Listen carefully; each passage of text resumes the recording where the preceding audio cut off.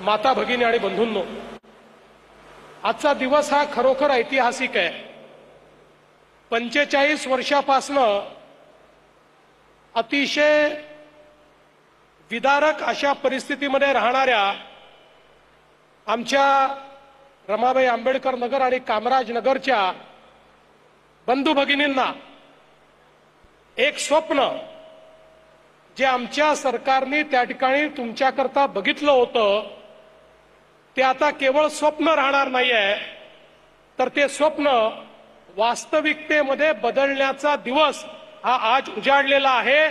आणि या कामाचं प्रत्यक्ष भूमिपूजन या ठिकाणी आपण केलंय। अनेक वर्षापासून या संदर्भात प्रयत्न चालले होते, अनेक अडथळे होते आणि ते अडथळे काही पार होतच नव्हते।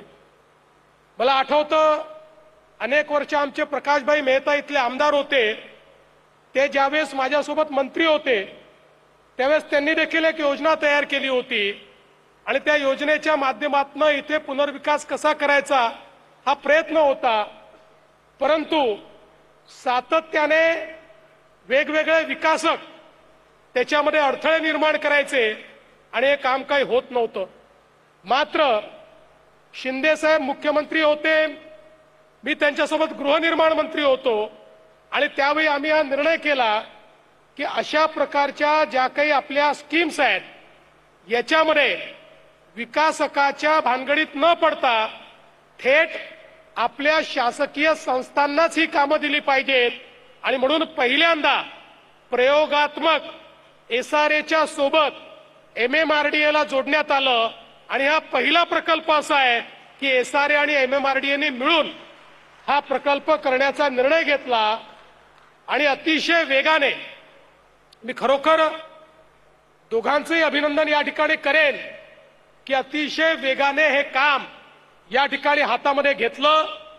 आज खरं तर आमचे जे नागरिक आहेत त्या नागरिकांना त्यांनी जागा रिकामी केल्याशिवाय या ठिकाणी बांधकाम करणं शक्य नव्हतं, त्यांनीही सहकार्य केलं आणि राज्य सरकारने पुढे येऊन 2 वर्षाचं आगाऊ भाडं त्या ठिकाणी दिलं आणि लगेच जागा ही रिकामी झाली आणि आता या जागेवर अतिशय वेगाने बांधकाम आम्ही करणार आहोत।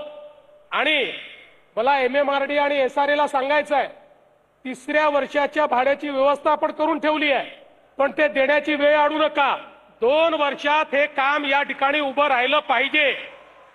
आमचे जे नागरिक आहेत ते 2 वर्षामध्ये इथे पुन्हा राहायला आले पाहिजे, या वेगानं या ठिकाणी काम झालं पाहिजे अशी आमची अपेक्षा आहे। खरं म्हणजे आमच्या एकनाथराव शिंदेजींचा सातत्याने क्लस्टरचा आग्रह आहे। त्यांनी ठाण्यामध्ये अतिशय चांगले क्लस्टर तयार केले आणि आता परवा आमच्या मंत्रिमंडळाच्या बैठकीमध्ये आम्ही हा निर्णय केला की मुंबईमध्ये मोठ्या क्लस्टरची आम्ही पॉलिसी आणली आणि झोपडपट्ट्यांनाही क्लस्टरमध्ये त्या ठिकाणी विकसित करण्याचा आम्ही निर्णय घेतला। कारण आमच्या समोर एकच विचार होता की आडवी असलेली झोपडपट्टी केवळ उभी केली म्हणजे आपण काही फार केल्यासारखं होणार नाही, तर झोपडपट्टीमध्ये राहणाऱ्या व्यक्तीला सर्व प्रकारच्या ॲमेनिटीज देऊन त्याच्या हक्काच्या घरात जेव्हा पाठवू, त्याला खेळाचं मैदान असेल, त्याला जिम असेल, त्याला शाळा असेल, त्याला आरोग्य मंदिर असेल, अशा सगळ्या गोष्टींसहित ज्यावेळी आम्ही त्याला त्याच्या घरी पाठवू त्यावेळी खऱ्या अर्थानं भारतरत्न डॉक्टर बाबासाहेब आंबेडकरांनी जो समतेचा विचार सांगितलाय तो विचार आम्ही अंगीकारू। आणि म्हणून आम्ही हा निर्णय केला की 2 पैसे प्रॉफिट मध्ये कमी झाले तरी हरकत नाही, पण आता क्लस्टरच्या माध्यमातून झोपडपट्टीचा विकास आम्ही करणार आहोत। 50-50 एकराचे क्लस्टर्स हे आम्ही आयडेंटिफाय केलेले आहेत आणि या क्लस्टरच्या माध्यमातून मुंबईतला झोपडपट्टीत राहणारा आमचा जो बंधू आहे, भगिनी आहे, यांना अतिशय सुंदर घर आणि त्यासोबत सर्व प्रकारच्या ॲमेनिटीज या मोफत प्रोव्हाइड करण्याचं काम हे आपल्या सरकारच्या माध्यमातून यापुढे होणार आहे। या मुंबईला स्लम फ्री करण्याच्या संदर्भात अनेक लोकांनी वल्गना केल्या, पण आपण बघा पहिल्यांदा आमच्या सरकारमध्ये याची सुरुवात झालेली आहे।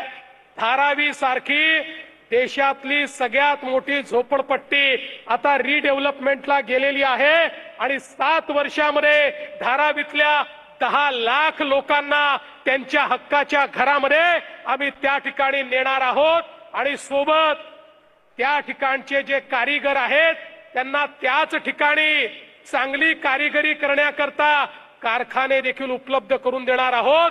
2 लाख लोकांचा रोजगाराचा प्रश्न हा त्याच ठिकाणी सोडवण्याचं काम हे सरकार करणार आहे। कारण हे सरकार धनदांडग्यांचा विचार करत नाही, बिल्डर धार्जिणा विचार करत नाही। बिल्डरांच्या आम्ही विरोधात नाही, बिल्डरांची देखील आवश्यकता आहे, ते आमचे पार्टनर आहेत, पण आमच्या नजरेसमोर भारतरत्न डॉक्टर बाबासाहेब आंबेडकरांच्या संविधानाने जो शेवटचा माणूस सांगितलेला आहे त्याचाच विचार डोळ्यासमोर असल्यामुळे त्याच्या विचाराने आणि त्याच्या भल्याकरता हे सरकार काम करते आहे आणि म्हणूनच मुंबई बदलण्याचं काम हे या ठिकाणी आम्ही करून दाखवलं आहे। आणि म्हणून आज आमच्या विरोधात जे लोक वल्गना करतात, शिंदे साहेब त्यांना आपण विचारलं पाहिजे, त्यांनी एक प्रकल्प दाखवावा, एक या अख्ख्या मुंबईमध्ये त्यांच्या काळात त्यांनी केलेला एक प्रकल्प दाखवावा। ते काहीच करू शकले नाहीत, केवळ येतात, भाषण ठोकतात आणि त्या ठिकाणी निघून जातात। अरे भाषणाने जर पोट भरलं असतं तर या मुंबईमध्ये कोणीच उपाशी राहिला नसता। भाषणाने पोट भरत नाही, विकासानं पोट भरतं, विकासानं रोजगार निर्माण होतो, विकासानं लोकांच्या हाताला काम मिळतं, घर मिळालं तर त्या ठिकाणी सामान्य माणसाच्या जीवनात परिवर्तन होतं आणि ते करण्याचं काम या महाराष्ट्राचं आमचं सरकार, तुम्ही जी निवडून दिलेली ही त्रिमूर्ती आहे, आम्ही तिघं आणि आमचे सहकारी या ठिकाणी हे काम करतो। आणि म्हणून आज या निमित्ताने ही जी नवीन सुरुवात झाली आहे, आम्ही इथे थांबणार नाही आहोत। मला कल्पना आहे काही भागामध्ये कोर्ट केस वगैरे चालली आहे, काही काळजी करू नका। शिंदे साहेब, मी आणि अजित दादा त्यातनही मार्ग काढू आणि संपूर्ण विकास हा लवकरात लवकर या ठिकाणी सुरू करू। कोणालाही विकासापासनं आणि घरापासनं आम्ही वंचित होऊ देणार नाही, हा विश्वास मी व्यक्त करतो। आणि सर्वाधिक आभार हे तुमचे सर्वांचे मानतो की ज्यांनी सरकारवर विश्वास ठेवला आणि या ठिकाणी ही संधी आम्हाला दिली।